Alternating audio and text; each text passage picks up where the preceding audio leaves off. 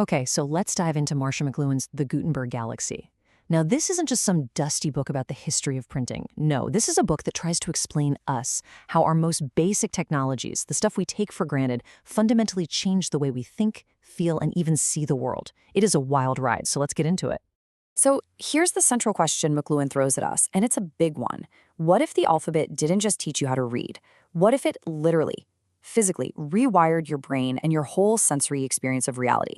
Is a pretty radical idea, right? That just learning your ABCs made you a totally different kind of human being. And you know what? This worry is ancient. We're talking 2,500 years ago. Even Plato was concerned about what writing was doing to our minds. He warned that it would make us lazy, that we'd stop using our real internal memories and just rely on this external artificial stuff. It just goes to show you, anxiety over new tech changing us is nothing new at all. And this gets us right to the core of McLuhan's argument. First, we shape our tools, and then our tools shape us. Things like the alphabet, the printing press, the telegraph, he says they aren't just passive instruments we use. They're literally extensions of our eyes, our ears, our entire nervous system. And when you extend one sense like that, it throws the balance between all our senses out of whack, and that reshapes, well, everything. Our minds, our society, the whole shebang. So let's start with the first great rewiring of the human brain, the invention of the phonetic alphabet. McLuhan argues that this piece of tech kicked off a massive psychological shift, a full-blown revolution that took humanity from a world totally dominated by the ear to one completely ruled by the eye. Just think about the two worlds McLuhan is talking about here. The oral world, the world of the ear, is totally immersive. Everything is happening all at once. It's tribal, it's magical, it feels connected and resonant. Then, boom. The phonetic alphabet comes along and just shatters that. It creates a new world for the eye that's detached, it's linear, one thing after another, and that encourages individualism and abstract thought. You basically go from living inside a web of sound to looking at a visual world from a distance. Now, I know this might sound a little abstract, but it has some very real-world effects on how we perceive things. McLuhan brings up this fascinating experiment where a health official made a film to teach basic sanitation to a non-literate African audience. The film was super slow, very clear, just showing someone picking up a can, pouring out the old water, and getting rid of it. Simple stuff. Okay, so after the film, the audience was asked a simple question. What did you see? Now, take a second. What would you expect them to say? Maybe a lesson about cleaning up? Something about mosquitoes? Their answer? They saw a chicken that had just darted across a tiny corner of the screen for maybe a second. The filmmakers didn't even notice it was there, but for the audience, it was the only thing they really saw. So why the huge disconnect? The reason is pretty profound. See, literacy trains us to do something incredibly specific. We learn to focus our eyes slightly in front of an image and just take in the whole thing at once, as one unified picture. A non-literate person doesn't have that training. Their eye scans the screen the same way our eye scans a line of text, bit by bit, one detail at a time. They never even got to form a big picture because they were still focused on the first detail when the next one showed up. The only thing that was real enough and fast enough to grab their attention was the sudden movement of that chicken. And this just brilliantly illustrates McLuhan's point, all summed up in this killer quote. Civilization, which for him really means literate, alphabet-based culture, is basically a trade-off. You trade the rich, immersive, all-at-once world of the ear for the abstract, sequential, and detached world of the eye.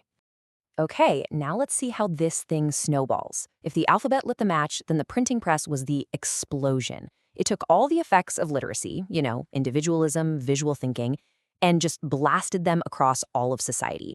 It reshaped everything from politics to how families worked. To really get this, we need to understand McLuhan's difference between a role and a job. So back in the medieval pre-print world, you had a role. A knight wasn't just a soldier. That identity was total. It included all his duties to his lord, his family, his faith. It was all one thing. But print culture, it shatters that into jobs, specialized, fragmented tasks that are totally separate from the rest of your identity. McLuhan actually saw Shakespeare's King Lear as a perfect case study of this chaotic transition.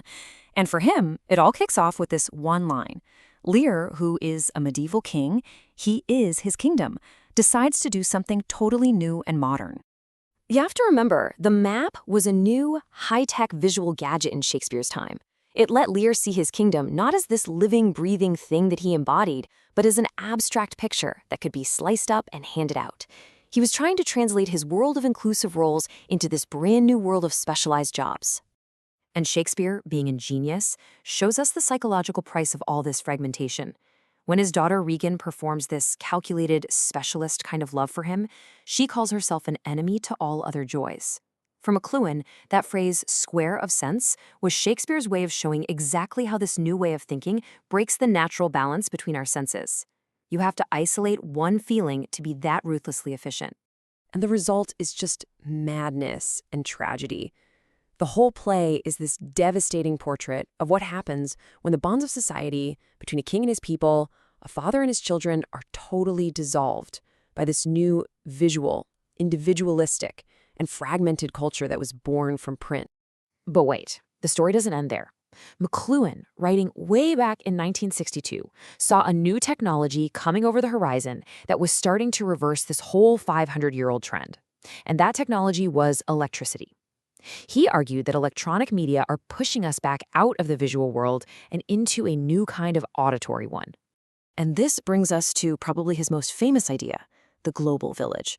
He said that electronic media, because they're instantaneous, basically cause space and time to collapse.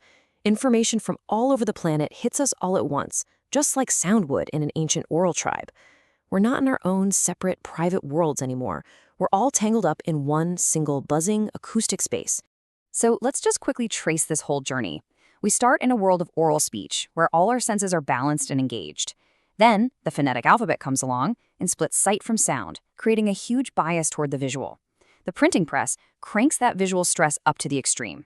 And then finally, electric media comes and extends our entire nervous system around the globe, creating one single simultaneous field of awareness. And the big consequence of that is that the cool, detached, individualistic world that print created is just dissolving. We find ourselves right back in a hot, immersive, all-at-once world, a kind of digital tribe. We are once again deeply, and whether we like it or not, involved in everyone else's business, all the time, instantly.